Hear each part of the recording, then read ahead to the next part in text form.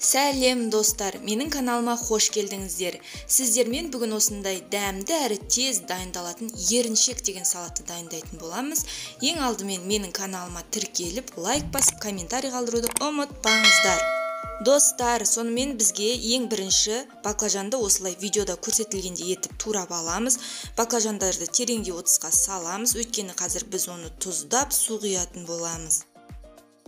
Баклажанды не үшін тұздайтынымызды өздеріңіз жақсы білесіздер. Осылай бір шай қасық тұз, 2 кружка су құйып, 15 минутқа қалдырамыз. Суы қарайған кезде баклажандарды құрғақ ыдысқа салып, үстіне картоп крахмалын сеуіп осылай жасаймыз. Қызып тұрған тападағы майға осылай екі жағын алмастыра отырып қуырып аламыз. Баклажандар өте тез піседі. Достар, келесі кезекте бізге 2 қызанақ керек болады. Қызанақты дәл баклажан турағанда етіп, бұрыш-бұрыштап турап, баклажанның үстіне саламыз.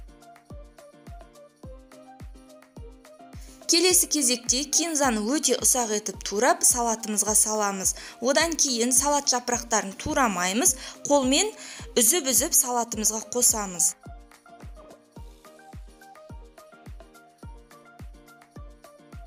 Салатымызға дәміне қарай қара бұрыш және тұз себелеп саламыз. Одан кейін осындай чим-чим деген соуспен заправка жасаймыз. Достар, мен осы салатты кешкі асқа дайындадым. Кешкі асқа дайындаған кезде бұл салаттан түк қалмады. Яғни дәмді болды деген сөз. Сіздер де дайындап көріңіздер. Өте дәмді және тез дайындалады.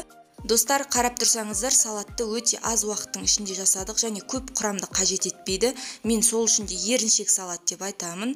Сіздерге ұнайды деген ойдамын. Сіздер де дайындап көріңіздер.